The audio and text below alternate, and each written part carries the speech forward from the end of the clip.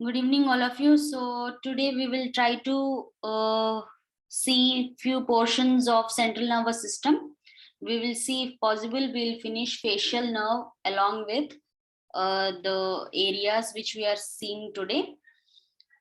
This is the cerebrum. On the cerebrum, the elevated regions are called as gyri. The depressed areas are called as sulci. Okay. So we have got, before understanding sulci and gyri, we'll have to understand what are the various lobes of the brain. Okay, how are we looking at the brain? The brain entire region we are looking from the lateral view, okay, from the side views. So this is the lateral view of one hemisphere. We are looking at the cerebrum, and here there are four important areas to understand. This is the main sulcus, which is called as central sulcus. Okay, what is it called as? Central sulcus. Now, behind that, we have got parieto-occipital sulcus. This is a small one, small parieto-occipital sulcus, which we will see maximum on the medial surface. Okay, what are the sulci? First one is central sulcus. Next one is parieto-occipital sulcus. Then we have got a notch, which is called as occipital notch. This region where we can see a small depression, that is called as occipital notch. And laterally we can see there is this particular sulcus which separates the temporal lobe from the rest of the cerebrum. This is called as lateral sulcus. So four important points we have studied. What are those? Central sulcus, parieto-occipital sulcus, occipital notch, and this is called as lateral sulcus. These four will divide the entire lateral surface of the brain into four lobes. The area in front of the central sulcus and above the lateral sulcus, this is called as frontal lobe. Behind it and in front of the parieto-occipital sulcus, above the temporal sulcus, this is called as parietal lobe. This region is called as occipital lobe.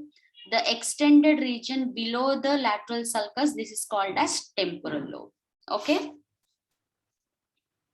Now this lateral sulcus here at this point, if you try to open it, at this point, we are trying to open it from the lateral sulcus, we can see a hidden lobe that is called as insula. Okay, this is called as insula or insular cortex. So here you can see nicely elevated gyri and sulci. Now these are the important sulci and gyri which you are supposed to learn. Okay, so first we have got central sulcus. In front of that, precentral sulcus. Okay, and postcentral sulcus. You can quickly draw the diagram. It's very easy to draw. I'm just making an view how to draw the diagram. Okay, so just you can make a outline like this. First is the central sulcus. The central sulcus lies just 1.5 to 2 centimeters behind the midpoint from the frontal pole to the occipital pole. Between these two, midpoint is there. Behind the midpoint, 1.5 to 2 centimeters behind, we will see this central sulcus. In front of that is a precentral sulcus. Behind that is a postcentral sulcus. Now, what are the most important sulci on the lateral side? We have, this is the frontal lobe. In frontal lobe, we have two horizontal sulci. Okay, what are these two sulci? In front of precentral sulcus, we have got superior frontal sulcus and inferior frontal sulcus. These two sulci will divide the frontal lobe into three gyri. Gyri means elevated portions. What are the three gyri? Superior, middle, and inferior frontal gyres. So overall, in the frontal lobe, what are the main sulci and gyri? Precentral sulcus. This is the precentral sulcus. Central sulcus. In front of the precentral sulcus, superior and inferior frontal sulcus. These two will divide the entire frontal lobe into 3 gyri: superior, middle, and inferior frontal gyrus. Okay, that finishes the frontal lobe. Now come to the parietal lobe. In the parietal lobe, what we will see? Postcentral sulcus, intraparietal sulcus, okay, intraparietal sulcus, parieto-occipital sulcus. Okay, this one is a parieto-occipital sulcus. These are the most important sulci, okay, that divides the parietal lobe into what gyri? Postcentral gyrus. Between the central and postcentral sulcus, this elevated region is called as postcentral gyrus, superior and inferior parietal gyri. Now come to the occipital lobe. In occipital lobe, only important ones which are required for you, only that much I'm telling you. Okay, there is occipital sulcus. Okay, occipital sulcus, and there is something called as lunate sulcus. Lunate sulcus, which is not seen here, this side, we will see mostly on the medial surface. Lunate sulcus, occipital sulcus or intraoccipital sulcus, you can say that. In your textbook picture is given, you can just note down that. Only these sulci are important for you. Okay, lunate sulcus, and extreme to the lunate sulcus, there is one small sulcus here which goes on the medial aspect. That is called as calcarine sulcus. Okay, calcarine sulcus. So very quickly, I'll try to draw something. Okay, what we have seen, if this is the brain,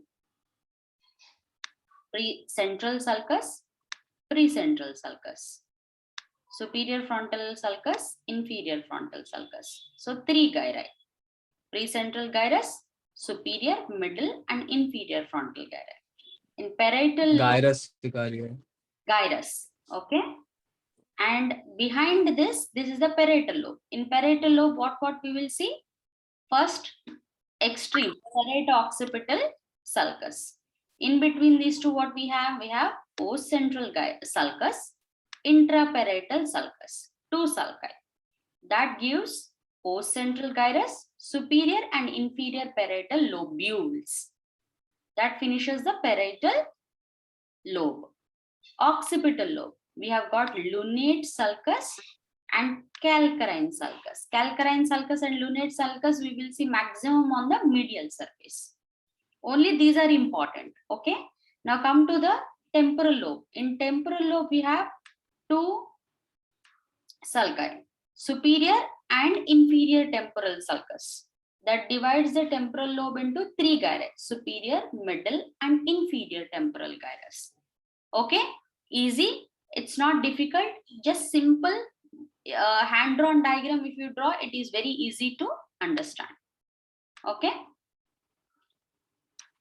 Now let us go to the next part. This is on the medial side.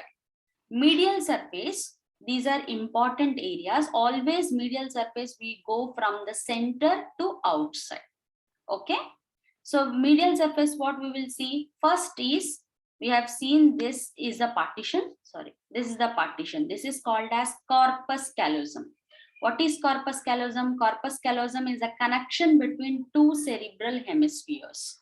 Okay, it is a white matter. White matter means bunch of nerve fibers which connect one hemisphere to the opposite side hemisphere. This, above this white matter, immediately there is a sulcus which is not shown here. That is called as callosal sulcus. Corpus callosum, and above that callosal sulcus. Above the callosal sulcus, we have an elevation. This is called as callosal gyrus. Okay, easy. Once again, I'm repeating. Corpus callosum, which is a white matter connecting 2 cerebral hemispheres. We draw this first. Above that, we see callosal sulcus. Then above that, callosal gyrus. Okay. Now, after callosal gyrus, this entire peripheral margin is divided by most important sulci. I'll just draw it once again for you to understand. See this one. sorry. See this part? This is,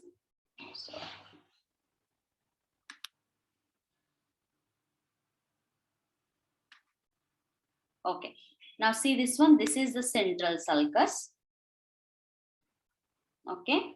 This is the parieto-occipital sulcus, calcarine sulcus. Okay. These are the important sulci. Now, between the parieto-occipital sulcus and calcarine sulcus, this triangular area is called as cuneus. Okay, cuneus. Below the cuneus, this area which is tongue-shaped, this is called as lingula. Lingula, cuneus, and above that is a precuneus. Above the cuneus is a precuneus. Now, this is the central sulcus. Around the central sulcus, this is called as paracentral lobule.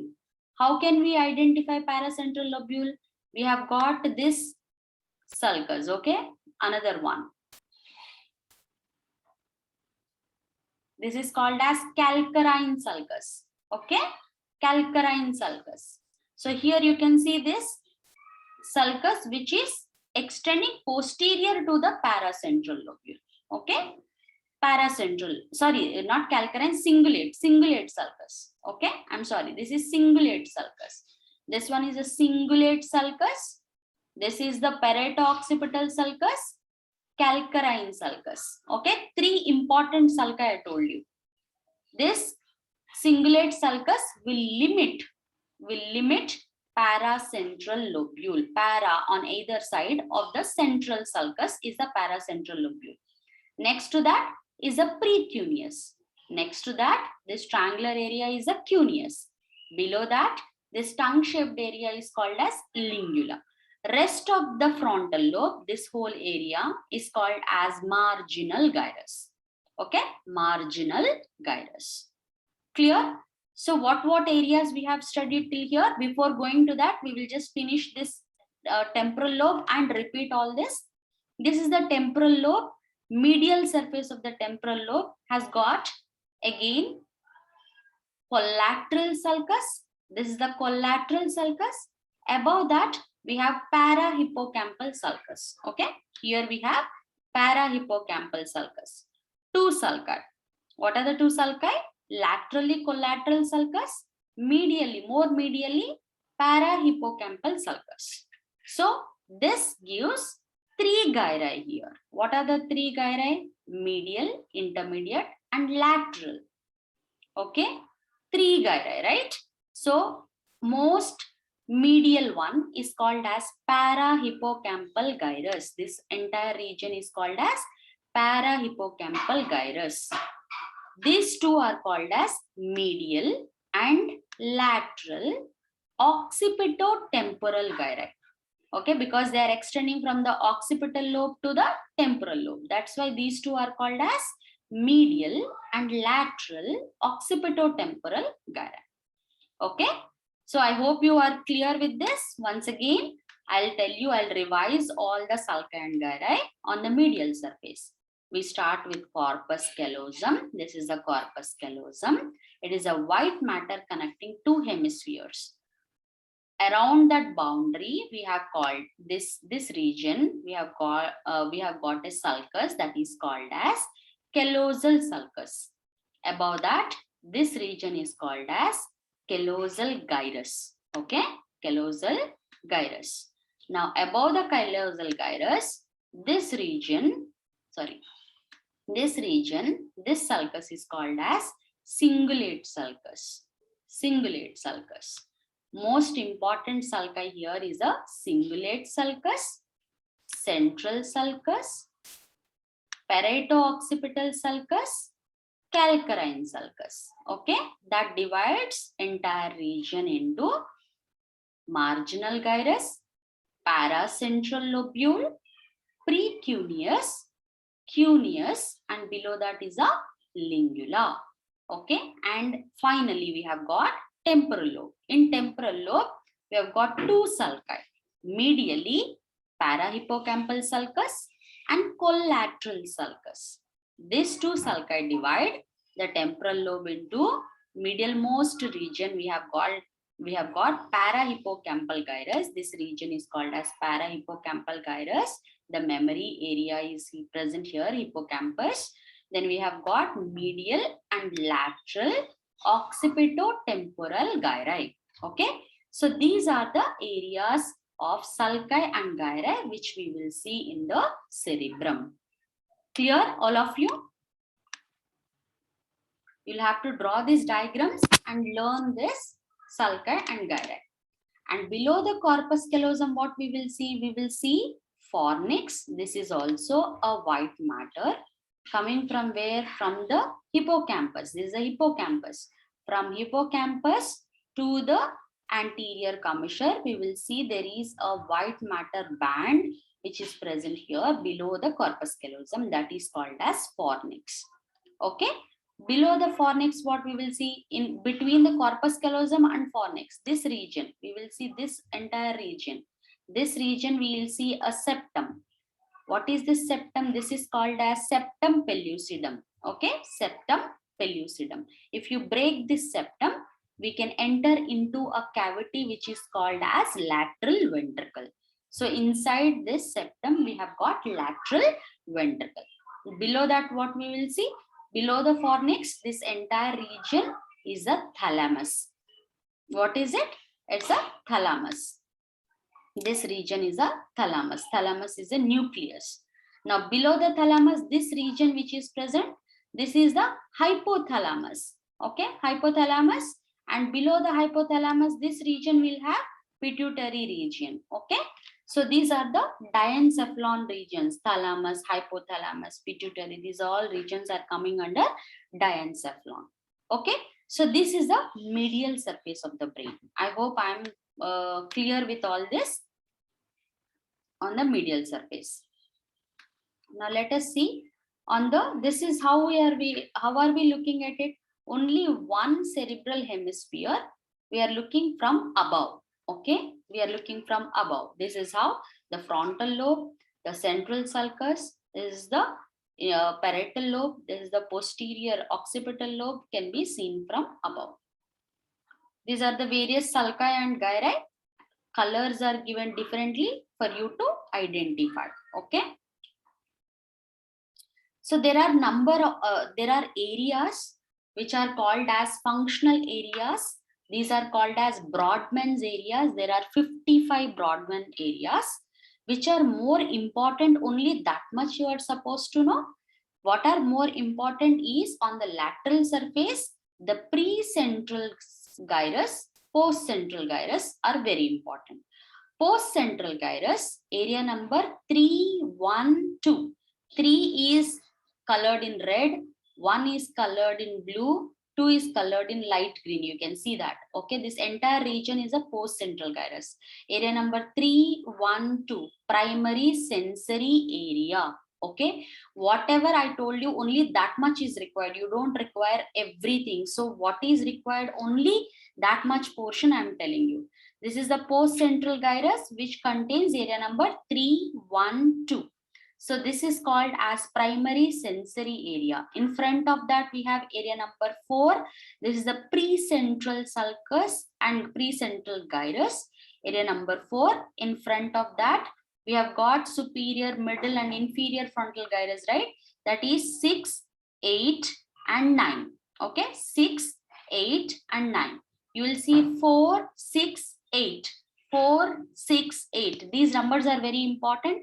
This is called as primary motor cortex. Okay, this is a primary sensory area. This is a primary motor area. Okay, so these are the two important regions you will have to remember. Now 9, 10, 11, 12 is on the medial side. Okay, 9, 10, 11 and 12. 12 you cannot show it here, but even if you represent in exam 12 here, that still is fine. 9, 10, 11, 12. This is called as preorbital or prefrontal cortex. Okay, this is for emotional area. Okay, or social cortex. Okay, so pre-social cortex. Social behavior of the individual is given from 9, 10, 11, 12 areas. Okay. Now see here 46 and 44. These areas These are called as Broca's areas. What are these Broca's areas? These are the areas. You can just remember like this: 44, 45, 46 in a triangle. Okay, these areas are called as Broca's area, which are important for the production of the speech. Okay, production of the speech. That means we understand the words and then try to talk. So this production of the words is given from the Broca's area. Okay, so whatever areas I told you, only that much is important. Okay, next is visual cortex. In visual cortex, area number 17, 18 and 19. You can write numbers like this. You can say primary visual cortex. What is this called as? Primary visual cortex. Primary visual cortex is important for the vision. Okay. Next is area number 39 and 40. See here in the parietal lobule, superior parietal lobule and inferior parietal lobule. In inferior parietal lobule, we have got two angular gyrus and superior frontal gyrus. Don't worry about that. So here we will see 39 and 40. These two are supramarginal gyrus, not superior frontal. This is supramarginal and angular gyrus. These two gyri, below that we will see 40 and 39. This is called as Wernicke's area. Wernicke's area is secondary association areas for the sensory cortex. Okay, secondary association areas for the sensory cortex. That means what? Primary sensory cortex gives perception to the sensation. This is for understanding that perceptions based on your previous memory. Okay, this is for 39 and 40. Wernicke's area is also important for speech production along with Broca's area. Okay, understanding the language when someone is talking, that is also happening at 39 and 40. Next is primary auditory area. Primary auditory area is area number 41, 42, superior temporal gyrus. Okay, area number 41 and 42. So you can remember area number 38, see 20, 21, 22 are also there. If you can't remember, that's okay, but at least primary visual area, auditory area, sensory area, motor area, Broca's and Wernicke's area. If you remember this much, it's more than sufficient. Okay, this is what you will have to remember in the Brodmann's areas. Okay, what are the areas? First is primary sensory area, area number 3, 1, 2. Primary motor cortex, area number 4, 6, 8. Prefrontal cortex, 9, 10, 11, 12. Okay, then we have Broca's area, 44, 46, 45. Wernicke's area, 39 and 40. Primary visual cortex, 17, 18, 19. Primary auditory cortex, area number 22, including with 41 and 42. Okay, so these are the main important areas which are important for you students. Now look at the white matter of the brain. What is white matter? There are some fibers which connect one hemisphere to other hemisphere. This is all the nerve fibers. Gray matter is what? Collection of nerve cell bodies that is forming the gray matter. Whereas nerve fibers are forming the white matter. This is a section showing the entire transverse section of the, we can see the transverse section how we have taken. Okay, so see, look at white fibers. This is how only white matter, if you take out and do an imaging study, this is how the fibers appear. Now let us see something called as fibers which are connecting from one hemisphere inside the same hemisphere. They are connecting separate lobes. Okay, you can see that. These are called as association fibers. What are association fibers? The fibers which connect different areas of the same hemisphere. What are association fibers? We have short association fibers and long association fibers. Out of long association fibers, we have superior longitudinal fasciculus, inferior longitudinal fasciculus, uncinate fasciculus, and cingulate fasciculus. Okay, these are the 4 important longitudinal fasciculi which connect from different areas of same hemisphere. Okay, these are called which type of fibers? Association fibers. Now some fibers are present, which these are the association fibers dissection. Some fibers are there which are called as projection fibers. What are projection fibers? Projection fibers are the ones which take the information from the cerebral cortex to different areas of the rest of the central nervous system, that is brain stem, spinal cord. All these fibers are called as projection fibers. Out of that, what are the projection fibers? See here, from all the cortices, the fibers are going down. These fibers are corona radiata. I told you already. These fibers are called as corona radiata fibers because they are radiating like a circle. That's why they are called as corona radiata fibers. These corona radiata fibers all join together to form a common bunch, which is called as internal capsule. This is called as internal capsule. Internal capsule and corpus callosum can come as a short note questions for you. So you'll have to study that corpus callosum and internal capsule questions. So these internal capsule fibers are what? These are the fibers which are twisted fibers, which are projection fibers coming from various areas of the brain and going down to the brain stem and spinal cord. See here, now if I take a transverse section, okay, if I take a transverse section here, how does it appear? This is one hemisphere. This is a transverse section and you can see the projection fibers.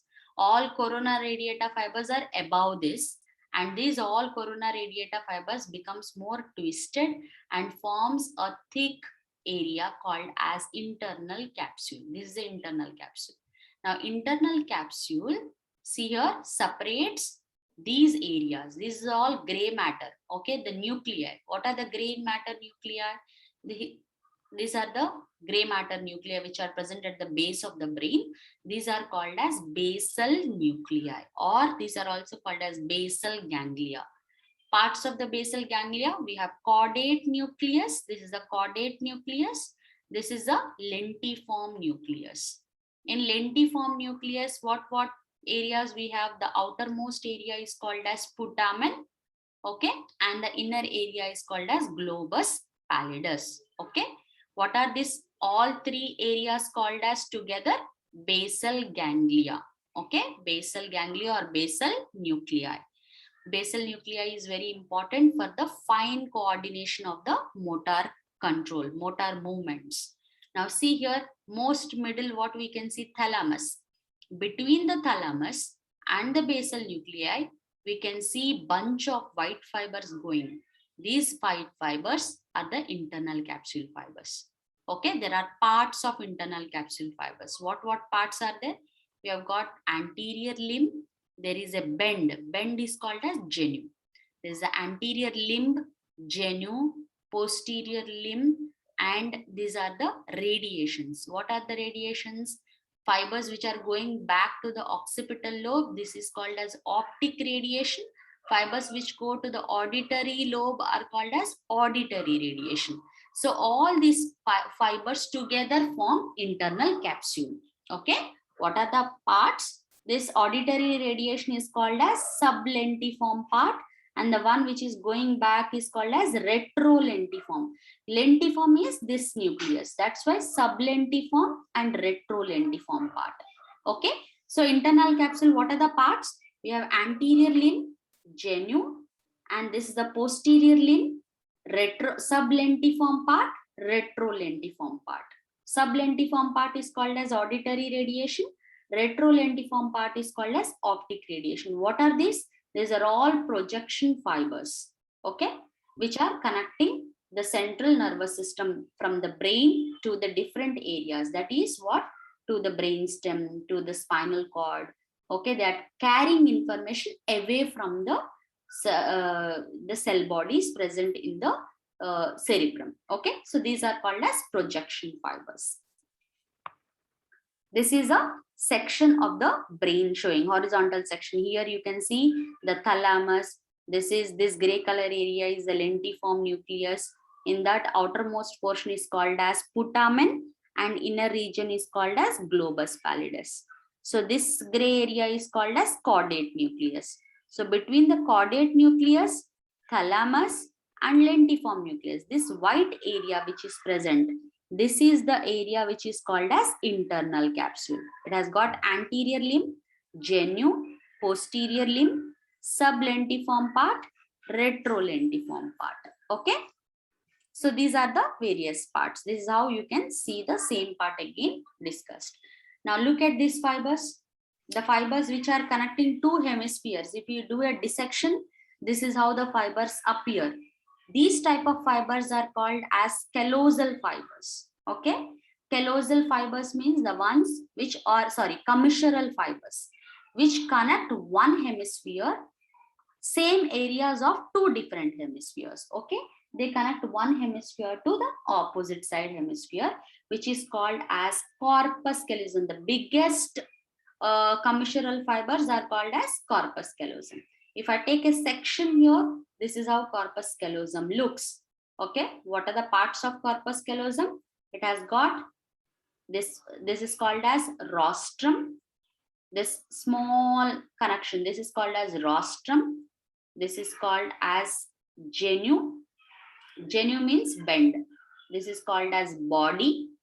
This low posterior end is called as splenium. Okay, what are the parts of corpus callosum? Rostrum, genu, body, splenium. Okay, these are the parts of the corpus callosum. This is how we can see the corpus callosal fibers. Now this is the corpus callosum. We are taking a closer look at it. Okay, below that there is fornix. Fornix is also what? It is a projection fibers. Okay, corpus callosum is a commissural fibers. Fornix is a projection fibers. Okay, these are the parts of the corpus callosum. The fibers which pass from the genu to the frontal lobe. This is the frontal lobe. This is the occipital lobe. So see here, this is the frontal lobe, this is the occipital lobe. From the genu, the fibers which are going to the frontal lobe, these fibers are called as forceps minor. Forceps means the ones which has, you can see fibers which are crossing like a scissors. Okay, so that's why they are called as forceps. Forceps minor. The ones which are going on both sides, these are parietal and temporal fibers. These are called as tapetum. What is this called as? Tapetum. Here we have forceps minor. These fibers are tapetum. These fibers which are behind are called as forceps major. Okay, forceps major. These are the commissural fibers which we will see. The corpus callosum parts, from the parts, the fibers which are passing to the different lobes, okay. Now look at this. These are the different areas and the functional areas you don't require so much, so we'll not discuss that parts. Okay. Other than all these regions, what is important is the ventricles of the brain. Okay, what are the ventricles? Now see here, this is the brainstem, posterior aspect of the brainstem. This is the brainstem from the anterior aspect. This is the brainstem from the posterior aspect. Behind the brainstem, we will see this cavity, rhomboid shaped cavity. We'll have to remove of cerebellum to see the floor of the fourth ventricle. So this cavity is called as fourth ventricle. Now between the thalamic nucleus, two thalamus, the cavity which is present, that is called as third ventricle. Okay, so we had seen what are the cavities. Once again, yeah. What are the cavities? Third ventricle. This is the third ventricle between the thalamic nucleus. This cavity which is present is called as third ventricle. The cavity which is present behind the brainstem and the cerebellum in front of it, this cavity is called as fourth ventricle. The cavity which is present inside the septum pellucidum, okay, inside each cerebral hemisphere, that is called as lateral ventricle. Okay, lateral ventricle. So lateral ventricle, if you see, this is how you can see the shadow of the lateral ventricle.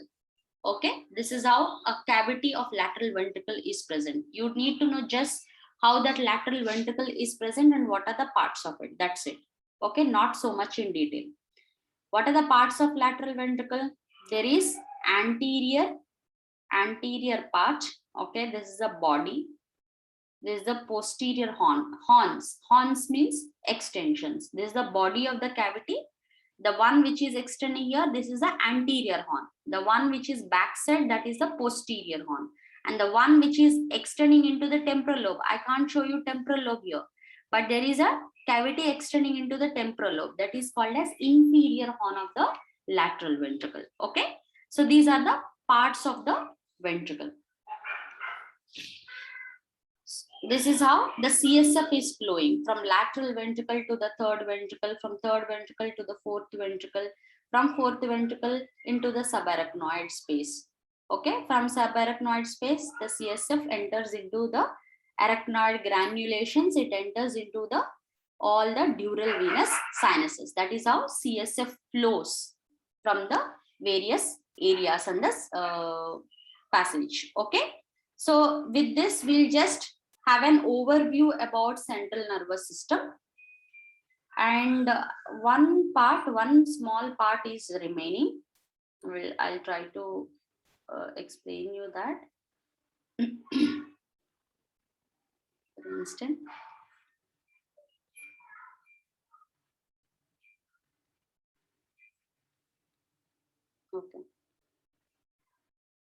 okay, what you do is, I'm ending the session now. You join back. We'll finish off the facial nerve question. Okay, clear all of you?